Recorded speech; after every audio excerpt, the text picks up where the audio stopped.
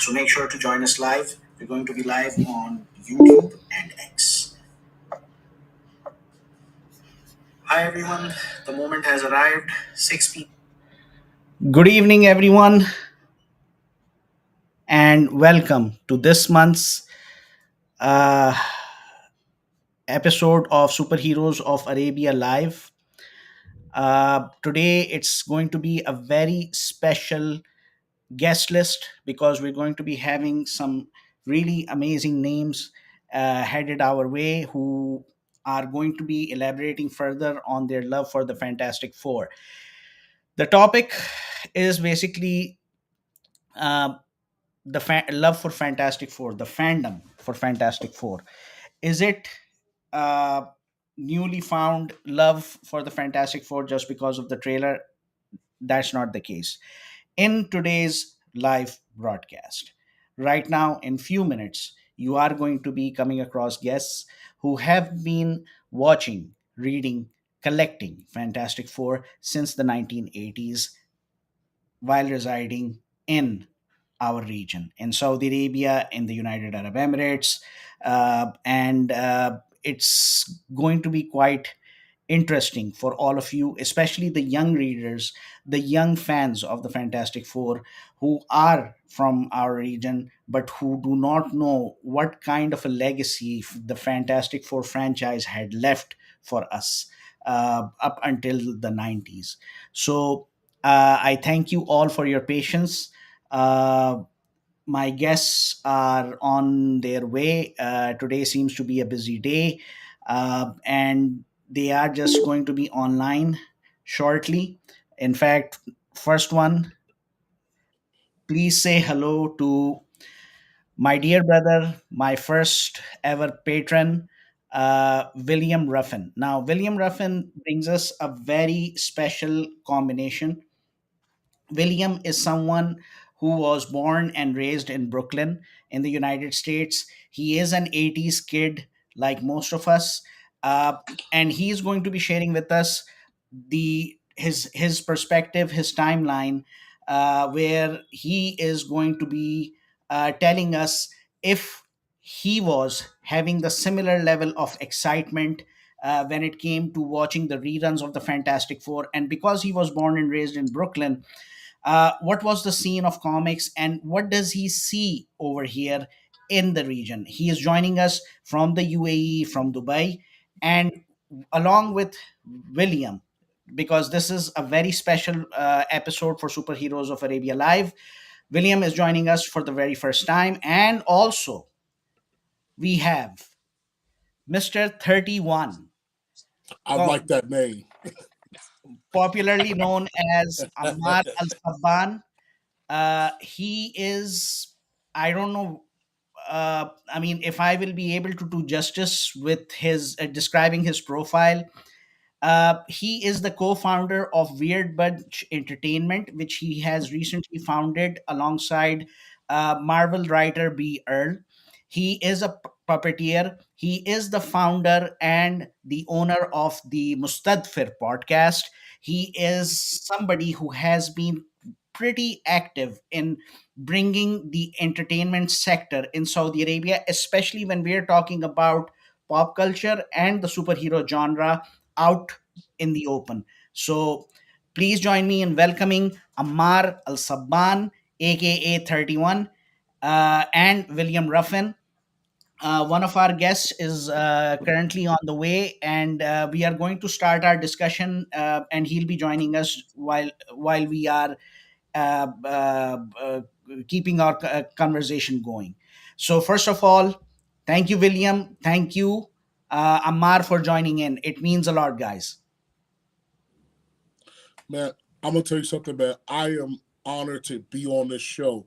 Man, I have been a Son of Jeddah fan for a decade now. And so I remember following you. I discovered you on Instagram. And then when Yasser went home and hung out with you, I was like, how do you know the Son of Jeddah? I was like, you're not cool enough to know the Son of Jeddah, man. And so once I found out that Yasser knew you, man, and from there, it, you know, what I'm saying, it was on and popping. And so for me personally, I'm honored to be on the show, Son of Jeddah, and I can't wait to come to Saudi to see you because I got something for you or some Man, things for you. And you'll say, as soon as matter of fact, let me hold up. I think no, Will, I think I gave you this already. Did I not? Hold up. bro, So the X-Men Adamantium collection. But William, we are a little bit short on time. okay. Uh, First of So all, the pleasure is. this Oh will my be lord! Oh this my will lord! be so I got this and I'm ordering a Fantastic Four. So God this will bless be the next time I come to I'm talking it's mint condition, man. Like I you. said, so the next time I come to Saudi, this is you, baby. God bless you, man. God bless you, William. God bless you. Now, before we start our discussion, I want to give the opportunity to Ammar. Please, Ammar, if you would like to have some initial remarks, because this is the very first time Superheroes of Arabia community has had the honor to host you. Please, if you would like to share a few words before we start our discussion. The honor is all mine. I'm very happy to be here, and thank you very much for the invitation. I just love science fiction. I love superheroes. And it took a while for me to enter this market and this industry and to to be able to attempt to bring Saudi culture and Saudi imagination and storytelling to this world means a lot to me, and we're still at the beginning of it. It took a while, but we're here, and inshallah we get to do it. We are really grateful for all of your efforts, and especially the recent venture that you and B. Earl have founded. It means a lot for the community over here and as well as the wider region. Now, here's the thing. The purpose of this live broadcast is basically to enlighten people all around the world, even within our region, who are quite younger than us, that the love for Fantastic Four is not something new in this part of the world. And basically, I'm going to start out with a very simple question. And please just elaborate so that the younger generation in the region and the world around us knows that how many fans existed and still exist for this franchise, Marvel's first family, the Fantastic Four. So, first up, I'm going to give the floor to Ammar. When was the first time, when you were growing up in 1980s Saudi Arabia, when was the first time you came across Marvel's first family, the Fantastic Four? Oh, that was like mid '80s, like on Saudi Channel 2. That's where we saw a lot of the cartoons that we grew up with, and we didn't have the luxury of Cartoon Network or Nickelodeon and 24 hours of cartoons. Otherwise, I would still have no education, no high school diploma, no college degree, because I would have been just watching TV all the time. But we had like an hour of cartoons every day in the afternoon, and Fantastic Four was one of the things that came on TV, and I got to see. Not just there, also in comic books.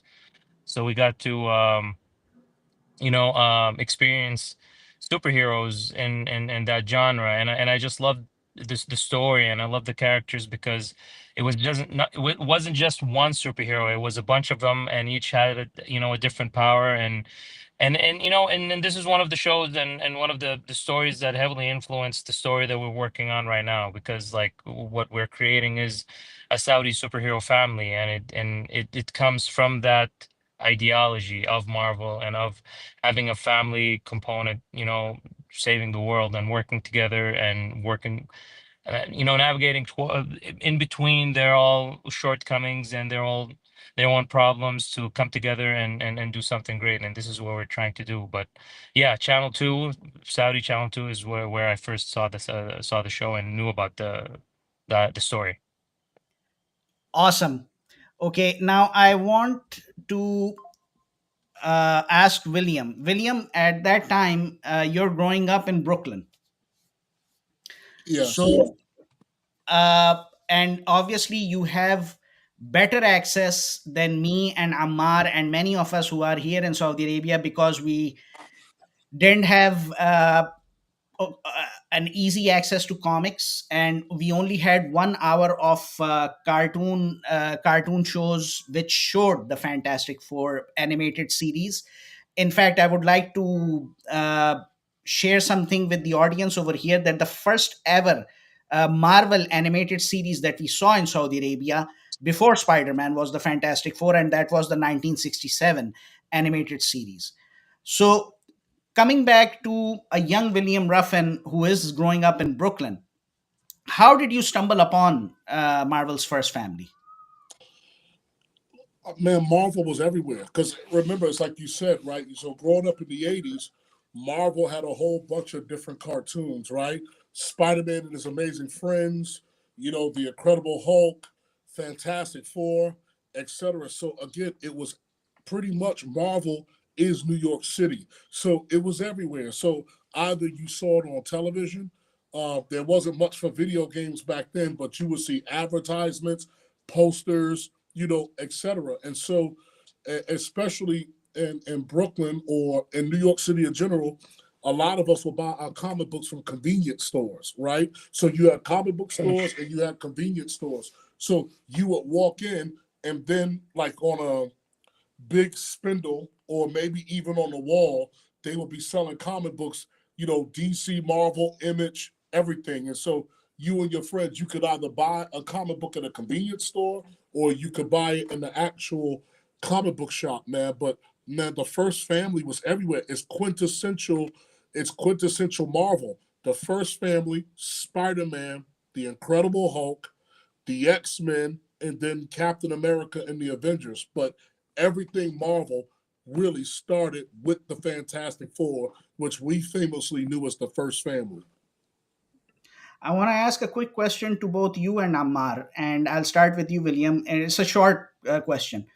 Uh, who was the character that got you into the Marvel Universe first? The character that got me into the Marvel Universe first, believe it or not, it was the Hulk. Because my father passed me down his comic books. So I started with the Hulk, and I had an Incredible Hulk. My father bought me an Incredible Hulk. What was it? Not a tricycle. The Power Wheels. Remember the old Incredible Hulk Yeah, Power yeah, Wheels, yeah, yeah, yeah. where the green fist was on the handlebars. So yeah, so that's where I started, man. So for me, everything started with the Hulk. And as you know, the Hulk is tied to the Avengers. He's tied to the Fantastic Four. So he's kind of one of the central figures of the Marvel universe. Ammar, Well, I'm for going to me, ask you the same question. First yeah, Marvel go ahead. character that got you into the Marvel Universe. I think of the Marvel universe, for me, it was Spider-Man. Spider-Man, I just loved Spider-Man, and it was, I don't know if it was the first superhero suit that I had or not, but it was one of the first. And I always loved Spider-Man, still do. If you ask me which the most superhero that, like, Marvel superhero that I relate to personally, I honestly relate with the Hulk more, and I see myself in the Hulk. But Spider-Man was my favorite, and he was the first Marvel character that I fell in love with. Okay, and because you and I are growing up in Saudi Arabia in the 1980s, so your first introduction to Spider-Man, was it through comics or was it through the animated series that came on Saudi Channel 2? I think it was the comics. The comics were easier access, and yeah, and we had also like supermarkets and convenience stores. Sometimes they had like a literature section where you get newspapers and stuff, and you see some comics. Also, like one of my uncles had some comics, and he always had like Superman and Spider-Man comics. So I think that's where I got to see it first, and then from there we got to see the cartoon. But I remember also my fascination with Spider-Man because one of the really old shows that we used to watch on TV was Ammar, hello? we used to watch an educational show called The Electric Company, and it had like a Spider-Man Yes. segment. And I Yes. used to wait for that segment just to see a live action Spider-Man, which looked awful when you look at it right now. But it was still so well, it was the character that I always wanted to watch and read for. Okay. Now here we are, and right now one of the things that really is intriguing for me to know and understand is the fact that reruns have been a very important part of TV both in the United States and Saudi Arabia. And the first series that was broadcasted here in Saudi Arabia was the 1967 animated series. And then in the mid 80s, we had the 1978 Fantastic Four animated series. So, which one was your favorite, uh, William? Oh man, for me, the one in the '60s was the first one that I saw. So man, I completely fell in love with it, right? Because and 31 could say the same thing because remember, Son of Jeddah, you and I said this in a previous conversation. At 31, I want to know your feelings about it. We came in, we were also young enough to see the end of the golden age of science fiction. And so what happened was Fantastic Four and fantasy and science fiction, Fantastic Four was the perfect blend of that. So if you were somebody that was watching Star Trek, Star Wars, Buck Rogers, or anything in between, fascinated with UFOs, fascinated with the beyond, alternate realities, parallel dimensions, Fantastic Four offered you all of that in one, and like I said, in one franchise, you pretty much got to see it all. So if you are somebody that loved science fiction, action, mixed with fantasy, Fantastic Four was the first stop. Ammar, what would you like to say about, first of all, which animated Fantastic Four animated series which you grew up watching on Saudi Channel 2 was your favorite? And secondly, the point which William has highlighted, uh, share your thoughts on that.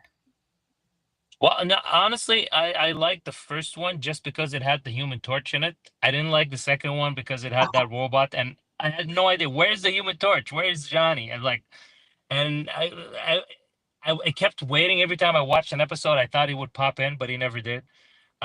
But that's why I just liked the first one because he's the character that I mostly related with on that show. And yeah, it's like one of the things that I like about the Fantastic Four is that it had a lot of science fiction and it's space and technology and different superpowers and stuff. And they were all smart and nerdy, and it was amazing. So I like that aspect, and that's one of the reasons why a lot of my friends like they're surprised that I don't like or don't follow films and stories like Harry Potter or Lord of the Rings or so. I'm not saying they're bad. I love science fiction. I love technology. I love the future. I love space and spaceships and stuff like that. And if if that part of the storyline is not there, it doesn't really interest me that much.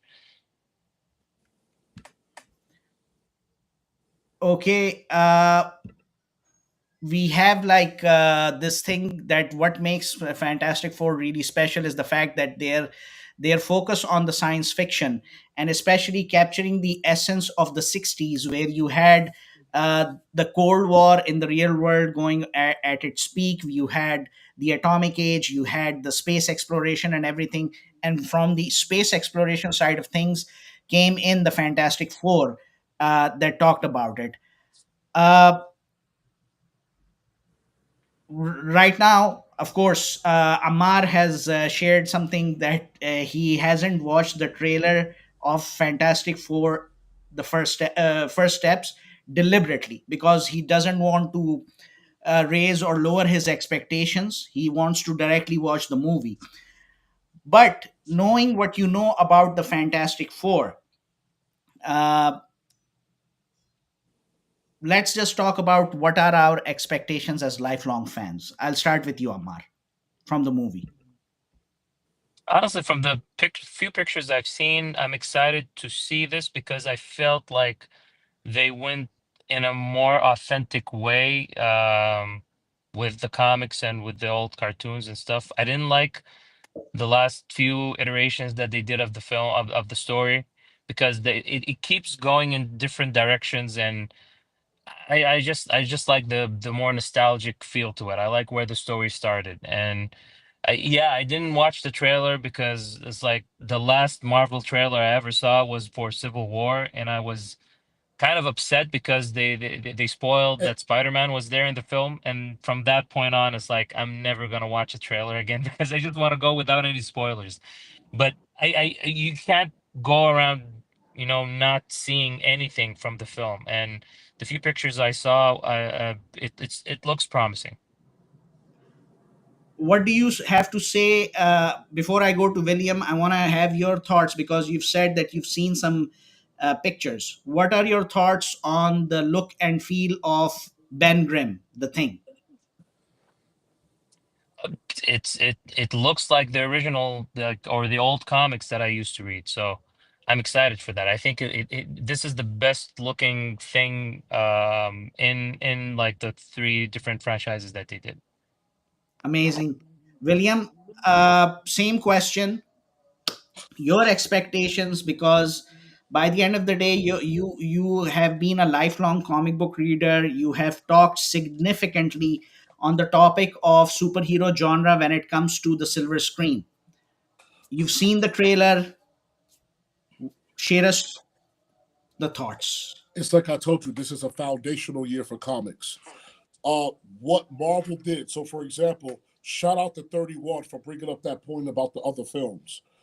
Because ultimately speaking, if I ran the MCU, the classical MCU that you know, right? Because for fans who are purists, right, what you would do is I would have introduced, I would reboot the MCU and I would introduce the Marvel characters within the timelines that they were made.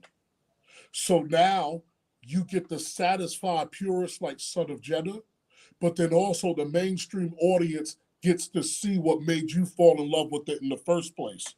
So imagine, because Fantastic Four is made and fits in a certain time. Fantastic Four was made in a time where people wondered, pondered, and were excited about the future, right? So, Fantastic Four, remember when we were kids, we were impressed with Knight Rider, right? Yes, But yes, Yeah, if you tried to make Knight Rider now, the kids today won't be impressed with it. true. So Fantastic Four fits in a certain model in time. So imagine an MCU where through the World War II, you got Captain America. He gets frozen. He comes back in the 80s when you have an Avengers, right? Spider Man. You got Spider Man in the 60s, Fantastic Four in the 60s, T'Challa in the 60s, and I think that would work with the MCU, right?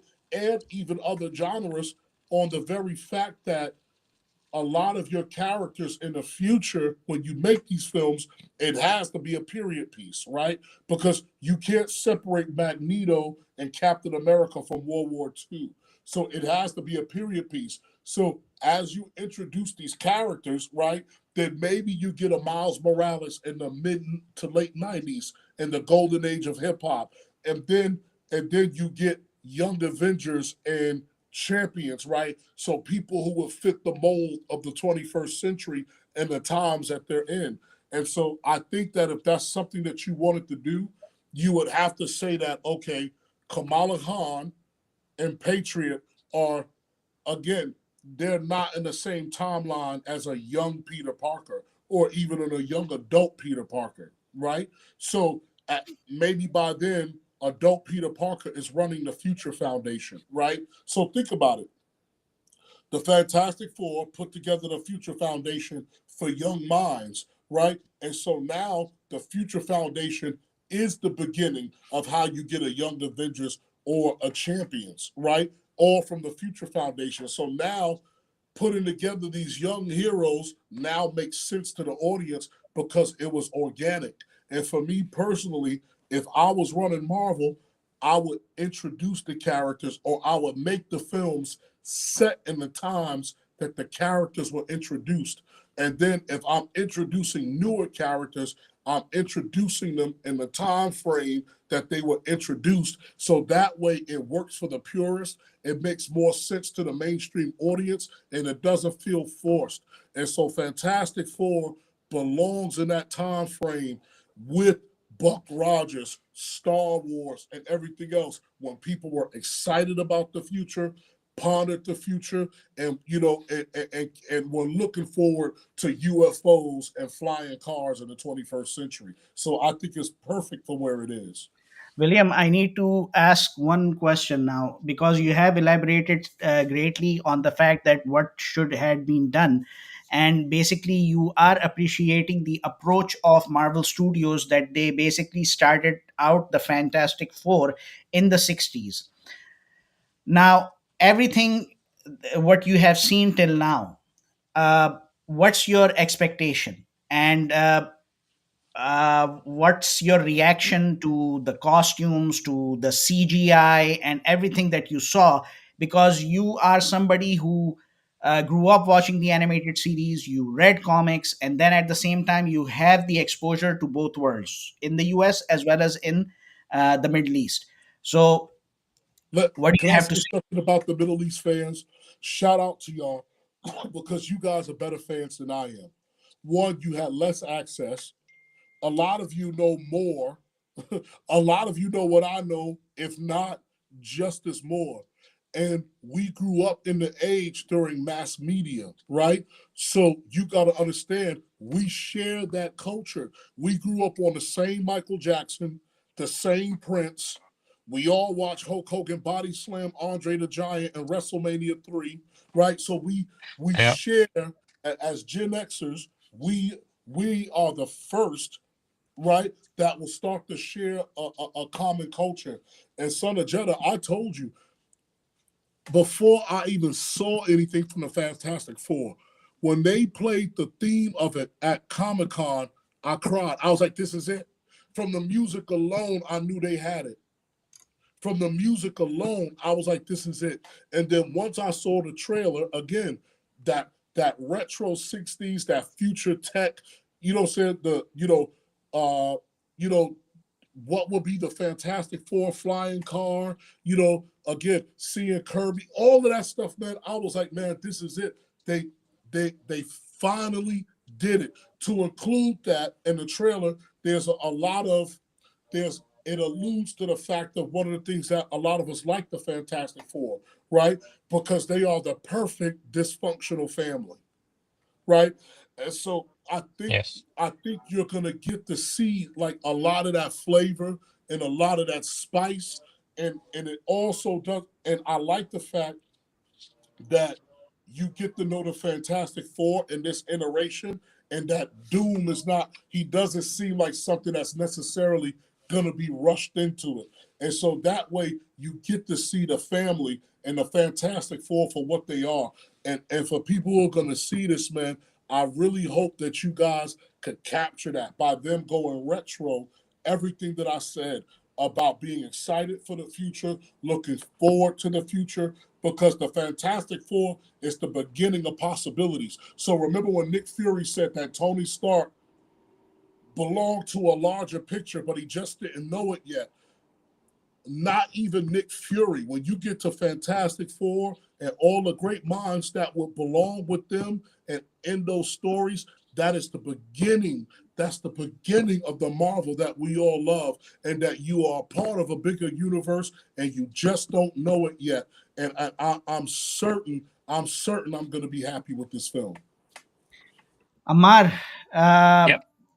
William has shared an extensive feedback on what we have seen thus far. Do you share the same feelings before I move to the other question? Because I really want to know, because this is like the pure joy moment for Gen Xers or the No, early I think. millennials. Yeah, no, I agree. I think Marvel is going into I mean, I feel like they lost their way a few years, but now they're coming back to it. It's like it you see it, like I saw it in the pictures. I didn't unfortunately I didn't see the trailer, so I don't know.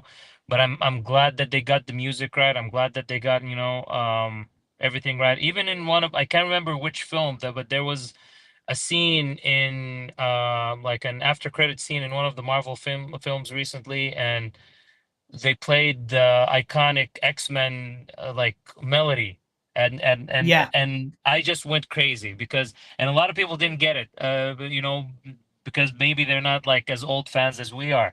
But as soon as I heard that melody, I was like, oh, X-Men are coming back. They're bringing them back the right way. So I'm excited to see the film.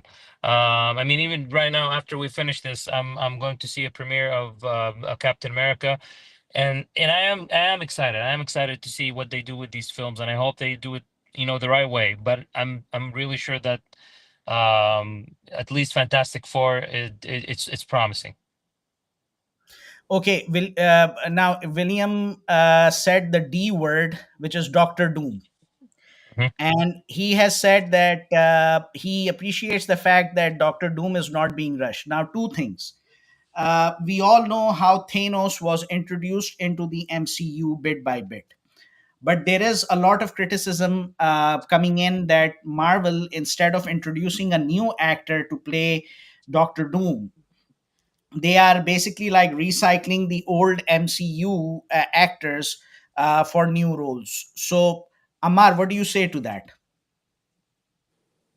I was surprised.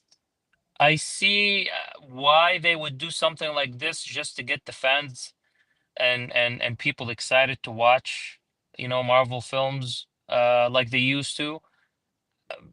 I'm not gonna judge it honestly, because I remember when everybody judged, the late Heath Ledger for playing Joker, and nobody's like, what, Heath Ledger, why? And then he just made one of, if not the best superhero film ever in my eyes. Same thing happened with Ben Affleck. A lot of people didn't like the fact that Ben Affleck was playing Batman. I felt he did a good job for that version of the character. I'm and Robert Downey Jr. is one of the greatest actors ever. So I think he's gonna do a great job regardless. It I don't understand why, or how, not why, how they're gonna introduce that into the storyline, but I'm hopeful. I think they're gonna give a really good explanation. Okay, I have a very interesting comment which I would like to read it out loud for both you, Amar and William. One of our viewers and a diehard supporter of the community, and how should I say, a connoisseur when it comes to comic book art, Ali Al Minai. He is also the owner and founder of Discover Jeddah. He has said, I don't know why, but I feel more excited about Fantastic Four than Superman. Agreed, Ali. Agreed. Agreed. Agreed. Agreed. Seriously, And, guys? and Seriously? again, no, again, I'm the biggest Superman fan, son of Jedi. I am. Yeah, Um, that's why I'm what surprised. so again, because what what what happens is that so when you get into Superman, right, it's a take, right? So if you it's I don't know. Like I said, it's like for Fantastic Four, when you hear the music and when you see the trailer, it's like they really nailed it, right? For Superman, I just have to see more, right? And so I was hoping that DC would give a full trailer for Superman during the Super Bowl. But Yeah, which they did. Yeah. yeah, which they didn't, right? And so for Superman, it's just a matter of I have to see more. But when you look at that Fantastic Four trailer and when you hear the music, you're like, they got it, man. Like, what I'm saying? They got it. But for Superman, it's kind of, we don't know, right? It's kind of up for grabs. It's kind of for grabs. Mm, Amar, yeah, I agree. you also Uh, agreed that you're more excited for the Fantastic Four, even though you haven't watched the trailer yet. well, it's because, as William said, we need to see more, but it's not, for me, it's not just see more of the film. I need to see more from DC that brings back the faith in the type of films they do. It's like DC, they're amazing when it comes to animated films. I think they stump Marvel when it comes to animation, but with live action, I still haven't seen something that really, you know, moves me the way The Dark Knight did. That was the last thing, like that series was the last series they did that I felt was amazing and can, you know, go part to part with a Marvel film. So Yeah. it's But it's the point, not that it's not Yeah, that just they didn't do or not they're not doing a great job with where Superman is. I've seen enough of Superman films that were a disappointment that is like, you know what? I need to see it to be excited for more. William, you wanted to say something? no, man, look, again, everybody knows that I love the Snyderverse, right? But just in general, whether it's Zack Snyder or anybody else, Warner Brothers has had a difficult time uh, with this content, right? So, me and Sutter Jetta even had a passionate argument about it, right? You know, they screwed over Richard Donner. They fired Tim Burton from Batman, right? Nolan had power, so he walked away as he saw fit. They screwed over Snyder. So I just want to see if, as a studio, that they do right by James Gunn. And Yep. then again, for the audience, you have to understand that, again, like, this is a universe, so the films will have their highs and lows, ultimately building up to a crescendo, right? And so I hope that James Gunn gets to see his version and do the universe the way he wants it without Warner Brothers interfering in it or even stopping it. So the same way I want to see the Snyderverse finished, if you started the Gunverse and took that away, I would want to see that finished as well, right? Because as a comic book fan, I appreciate takes, right? So, for some of us, our favorite Superman is Grant Morrison. For some of us, it's Ramito. For some of us, it's Jeff Johns or somebody else. And so at the end of the day, like, I'm really not big into getting into wars with fans about what's better or what's not better, when ultimately it's a take. And for those of us who are comic book fans, we should know better than anybody that writer and artist teams change all the time. They reboot all the time. And so, what you're gonna like in a particular take depends on your own life experience and your artistic tastes. Ammar, before I move to the last point of our discussion, because you have another commitment, uh, do you would you like to add something to what William has said, or should I move on to the next point? No, I agree with him. I agree completely with him.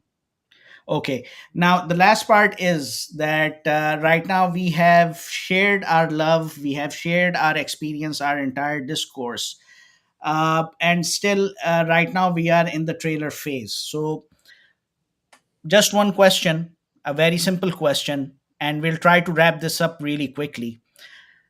What Marvel needs to get right for this reboot? Amar? Um, Honestly, it's just the sequencing of the story. Uh, like in the previous few films that we've seen from Marvel, they they went to it with a different direction than what made all the films since Iron Man 1 great. They lost their way. I feel everything was not being taken seriously. A lot of comedy was being injected to take away from the drama and the action that was there, but the storyline itself was a bit all over the place. So I feel they need to just to get the script right, because getting the costumes and the environment and getting the right actors is one thing, but having a great storyline, and a great act structure that really focuses on the the combination of action and drama and just really relating to the characters in a great way. That's why we love Spider-Man for so much. Everybody relates to Peter Parker and or Miles Morales and all these characters. You feel like you feel their pain, you feel their struggle, and the amount of responsibility on their shoulders. And we want to see that. It's not just about throwing in jokes every two sentences. It's more about the storyline. Make me believe the character, make me believe the story, and make me live it with them. And I think this is the part that also DC has a hard time balancing between the storyline of the character itself and the superhero aspect and Great point, William. You know, again, right, there are many things that makes the Fantastic Four fantastic, right? And just building on the point from 31, there's the family dynamic. And so what the Fantastic Four offers you guys out there is that their origin story is completely different than any other superhero origin that you've ever seen. And I don't think that previous films gave them the due that they had, which was, again, kind of seeing who and what they were prior to becoming the Fantastic Four.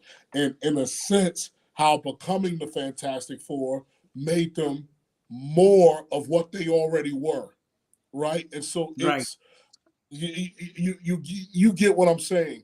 And so getting to see that family dynamic, getting to see why they're different than other superheroes, why they are different than the Justice League, right? And why a group like the Fantastic Four is important to comics, important to reality, right? In regards to superheroism and the family dynamic, man, I can't wait. From what I believe this film will be, I can't wait for you guys to experience it. And just building on 31's point, it's that balance. It's the balance between the characters and the events, which is why I'm glad that they're not rushing Doom. Second, I believe that Robert Downey Jr. is a Doom variant, right? And Right. number three, Dr. Doom, I'm moving into the camera. I'm a Superman fan, and I'm looking you guys in the eye. Dr. Doom is the greatest supervillain there ever was. The greatest. And if because Marvel, outside of Thanos and a couple of others, has a history of fumbling supervillains. If yep, Marvel fumbles Dr. Doom, I'm out. Dr. Doom I is the agree. father for all you youngsters out there. Listen to this old man with his gray hair. Dr. Doom is the father of all supervillains. Lex Luthor, Jason Wynn, the leader, whatever you think is out there is tough. It's nothing compared to Doom. Doom is an institution. No Yep, doubt. You know what I'm No saying? doubt. I agree. William summed up Doom really accurately, and I couldn't agree more with the interesting points, amazing points that both of you have made. Once again, I'm really grateful to both of you for taking out the time, joining this live broadcast, educating the young viewers, the young readers, the young superhero fans, as well as, you know, bring the old Gen Xers and the millennials back into the fold of superheroism and the love for the Fantastic Four. I can't thank you guys enough.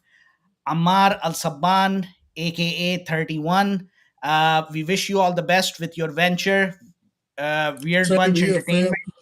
Yeah, let me know so I could buy your stuff. Because, and I'm sorry, Son of Jeddah, but growing up in New York City, I had friends from Yemen, Egypt, and parts of the world. And I used to ask them when they would go back home to visit their old countries, I'm like, fam, oh, you going to Pakistan for the summer? Bring me back a comic book. I want to see what they reading over there. And they'd be like, man, we're reading what you're reading. And I'm like, bro, I don't want to read what I want to read. I want to see life and superheroism from your perspective, right? So, like, shout out to all the creators that are out there, because I lived in Karachi, and I'm going to tell you something right now. The streets of Yeah, Karachi make for some good storytelling, right? I'll tell you something right now. Jeddah makes for some good storytelling, and I am so damn excited. Excuse me, Sergeant. I am so excited that you guys are making content, and I am here for it. I am here for it to see things from your perspective. As a matter of fact, Southern Jeddah, I'll try to make it to the next con or whatever. And so for all of the independent guys that are out there making their stuff, I'll save my little pennies, right, or whatever I got, and just buy it up and enjoy it, man. I'm so, like, from the bottom of my heart, I'm so glad you guys are making content now. We're I mean, it's exciting to make content, and it's exciting to bring these stories to life. I mean, we didn't launch yet. This is just like a draft copy of the comic book. It's like The Legend of Solomon, which is hopefully would be like the first Saudi superhero family. But it's like we're beautiful, so excited. We're so excited for the story. We got some great artwork, some great, storyline. We're showing like what Saudi looks like, what the our to your beautiful. point, the streets and the buildings and the people, and with the help of some of the people who actually worked on some of these comics and shows, like B. Earl, who wrote like the Deadly Neighborhood Spider-Man, wrote Daredevil, and also one of our other partners, Keith Fay, who's been an executive producer with Cartoon Network, worked on like Ben 10 and Adventure Time. He was one of the first writers for the first God of War PlayStation game. And I mean, just we have just an amazing team together to bring the Legend of Solomon forth, and I'm so excited for everybody to get to read it, and we're working really hard right now to produce a short film to show like what it would look like as an animation. We're working on hopefully producing it as a mobile video game as well. There's a lot in the pipeline, and hopefully we get the chance to bring it all to the world, and I want a um signed copy, hardcover, yeah, definitely, definitely. Both of you guys, whenever we get hardcover. to print, whenever we print the first issue, both of you guys have copies with your names on it. Ammar, I think you have seen the kind of high hopes both myself and William have from your newly founded venture. Our thoughts and prayers are with you and your team. May the Almighty bless you guys with the success that you guys deserve. Thank you, Ammar Al Sabban. Thank you, William Thank you. Ruffin. And Yes, just a reminder that tomorrow we are hosting a watch party at AMC Cinema, Stars Avenue Mall in Jeddah for Captain America Brave New World. We are going to be watching the 6:30 p.m. IMAX show. So if you guys want to gather with fellow Marvel fans, to all the viewers who are in Jeddah, feel free to book your tickets on AMC app and join us for the 6:30 p.m. show on IMAX. I would like to extend the invitation to Ammar as well as William if you can make it from Dubai. oh Yeah, man. unfortunately, I'm in Riyadh, and we're gonna close this call, and I'm going to go and watch the premiere of that exact film. So I'll let you guys Amazing. know. You can see on my Instagram with no spoilers if it was really up to the level or not. You know what, Son of Amazing. Jedi? I'll try to come out and do Superman with you. Oh man, that's gonna break the internet here. That's okay, guys. Thank you so much. Thank you to each and every Thank one you, of guys. you. Thank you to all our esteemed guests, people who joined us through their comments. Uh, Okay, one of our viewer, Ali Alminai, once again, he's saying thank you all for the wonderful discussion, the insightful comments, and I can't wait to see the Fantastic Four. Special thanks to Son of Jeddah. Okay, Habibi, not just Son of Jeddah. Special thanks to William Ruffin and Ammar Al Sabban along the way. God bless you guys, and I hope to see you guys next month with another live discussion for Yes. Superheroes of Arabia. Y'all Take better care. like and God. subscribe, Son of Jedi. I gotta put Yep. this plug in here. If you watching something else, you being lied to. Even if it was my show, y'all better like Son of Jeddah and follow this. You know what I'm saying? I'm telling you, man, you getting all this game for free. You better like. The least you could do is like and subscribe. I'm telling you, hey, hey, and look up that Son of Jeddah Patreon too, because the merch is fire. I'm behind, right? I'm behind. I need to sign up, but I'm telling you guys, this is the page, man. If you love comic books and you love what they are, pure superheroism, I promise you, man, this is the channel for you. Man, these are the talks for you. And man, you can even get up and talk too. Son of Jeddah is talking to some of our favorite artists and writers, the people that raised us. So, fam, if you want to learn from Ground Zero or if you want to jump in, man, like, subscribe, and follow this channel. You know what to do. God bless you, William. Really, it means a lot from the bottom of my heart. Mhm. And once again, Ammar, I'm really grateful that you took Thank you. out the time, even though you had to travel to Riyadh. William, you just came and joined our broadcast, fighting through the traffic and Yes. the work.